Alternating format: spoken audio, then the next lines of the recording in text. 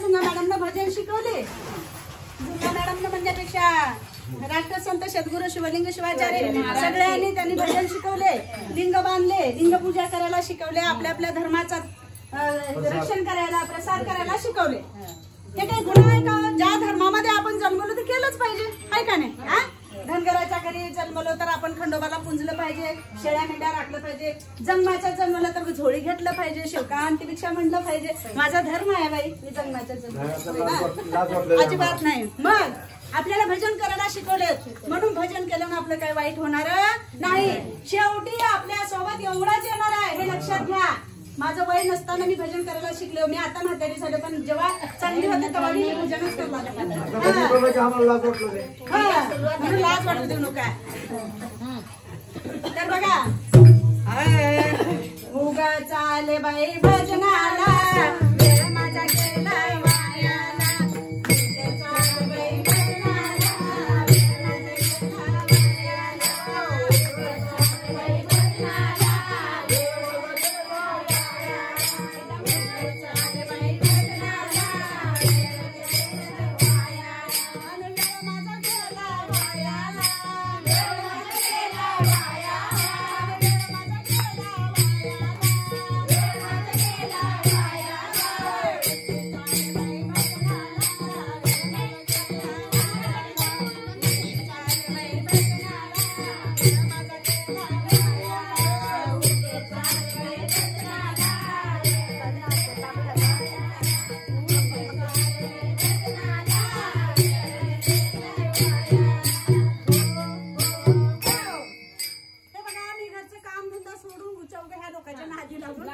मावशी बघ घरी काम आपल्याला कधी आहे का?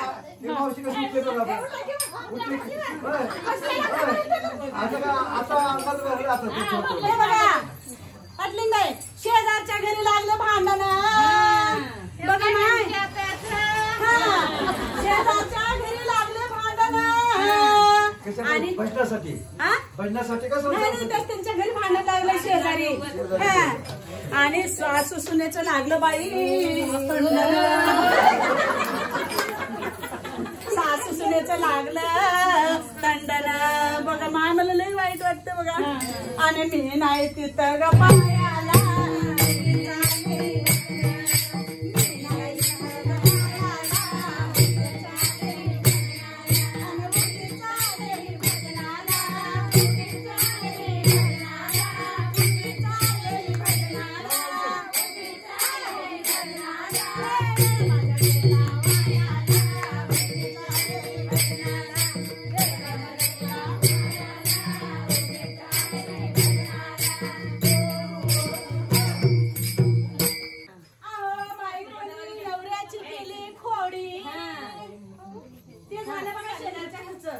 आता बायकोनी नवऱ्याची केली खोडी आणि नवऱ्याने घेतले धपक म्हणे हिरी.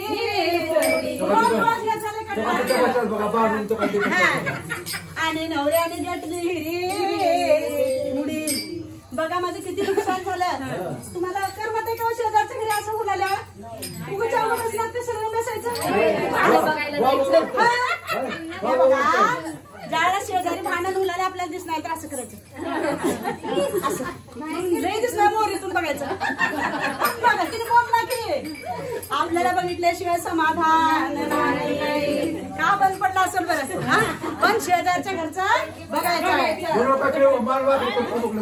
नवऱ्याने बायकोची केली खोडी आणि नवऱ्याने घेतली हिरी.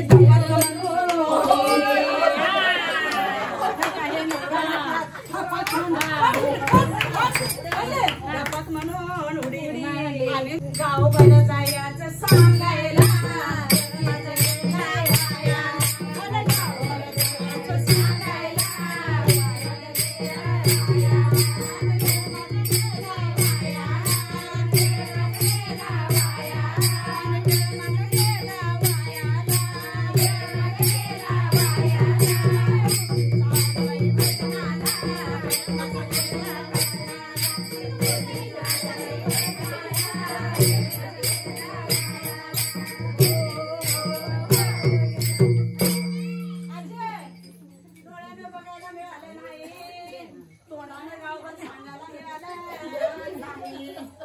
मला गावात सांगायला जायचं होतं. सगळ्याच्या आधी मी सांगावं लागतंय काय का नाही. माझा मान आणि शेजारी नाव त्यांचे दुश्मन नाव मी सांगावं लागते. माय मला सांगायला मिळालं नाही. मोठेपणा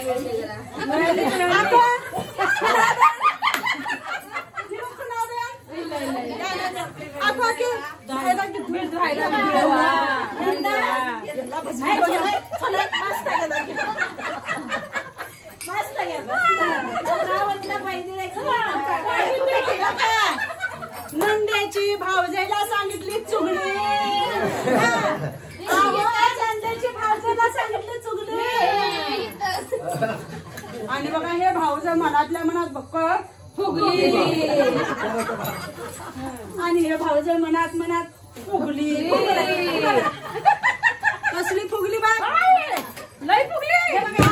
जे चाळी मी सांगायची होती तिने न सांगितले भाऊजाईला. भाऊजा किती तर फुगल्या बघा. माझा मोका गेला ग बाई. काय गेला मी भजनाला आले माल्यामुळं. आणि भाऊजा मनातल्या मनात फुगली. आणि मला होते डोळ्याने पायाला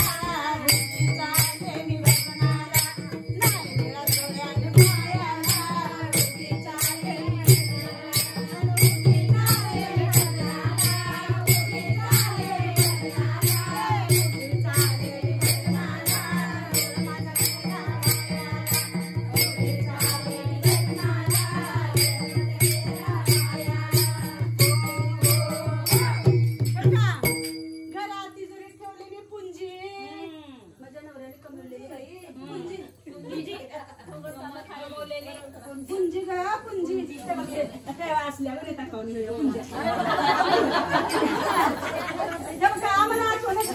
घरात तिजोरीमध्ये ठेवायची. आपल्या नवऱ्याने कमिलेली सगळं थांबवलं. मी काय केले तिजोरीत ठेवले आणि त्याची चावी न घालता त्या तिजोरीत ठेवले. घरात तिजोरीत ठेवले पुंजी आणि तिजोरीची पुंजी बाहेर तेवढे ठेवले बाई कुंजी. कुंजी आणि पुंजी मध्ये किती फरक आहे. कुंजी म्हणजे चावी पुंजी म्हणजे धन आहे का. पुंजी आणि पुंजी. हा मग हे चावी विसरून मी कपाटाची लावाव का नाही त्याच्यामध्ये. आणि बघा आता सुनबाई लागेल शोधायला.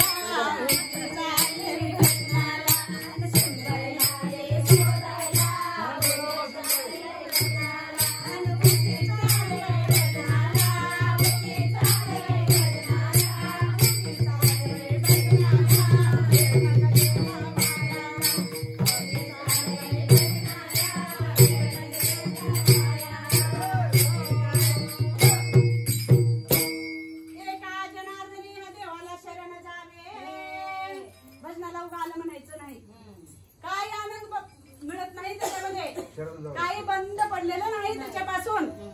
जर भांडून घेत असतील त्यांचं चांगलं होत असेल तर कधी पडा. चाड्या चुगल्या लावून देऊन त्यांचं भांडण वाढत असलं तर पडू नका. आणि आपला एक धर्म आहे बायाचा. आपल्याला शापच आहे. आपण कधीही कुणाचं चांगलं होऊ देत नाही. माझ्यापासूनच मला लई वाईट वाटतं लोकांचं चांगलं होऊ. पोटात दुखतंय माय. कोणची तू बाई बोरमाळ लावली. मला काय वाटतंय मला काय बहिणी कावरलेल्या वाटत. म्हणून त्याच्यामध्ये काही चांगलं नाही माय. जेवढं आपण सुखानं राहील देवाचं नाव घ्यायचं तेवढं चांगलं आहे. म्हणून एका जनार्दनी सद्गुरूला शरण जावे. एका जनार्दनी जावे सद्गुरूला शरण. आणि वेळ काढून करा नाम स्मरण. आणि वेळ काढून करा सद्गुरूचं भजन. आणि खरंच झाले बाई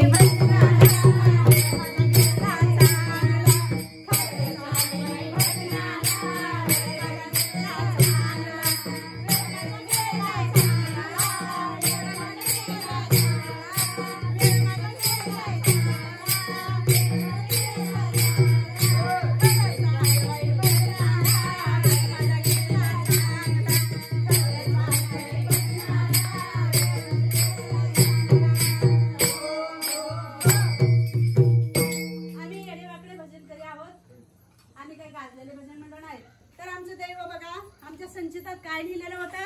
उदगीर मध्ये ज्या वेळेला समाधी सोहळ्याचा कार्यक्रम होता आणि त्या सोहळ्याच्या कार्यक्रमाला 2 दाम्पत्य गेलेले होते भजनाला.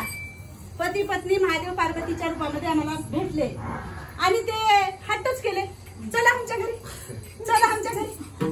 मी म्हणलं नाही रे बाबा, चल उशीर उडाला म्हणे, त्या शिवाय दिलं मी येतच नाही, चला आमच्या. आणि तिथं गेलं आणि गुरु आणि लिंग जंगमाची सेवा म्हणून त्या दाम्पत्याने आमच्या पायावर पाणी घातले आणि एवढ्या संताला डिकाशन, सुंत घालू घालू डिकाशन बघा. तेवढ्यावर समाधान झालेलं नाही. आम्हाला परमात्मा परमेश्वर एवढा प्रसन्न झाला. येता येता नेत्रगावला भजन आणि काल्याचा 4था दिवस काला होता, शेवटचा दिवस. आमची गाडी अडवण्यात आली आणि आम्हाला म्हणजे आम्ही गाडी अडवून का तुम्हाला आम्ही भांडणं करणार का? चला गुन्हा आणि पंक्तीला बसा. आता काय करायचं?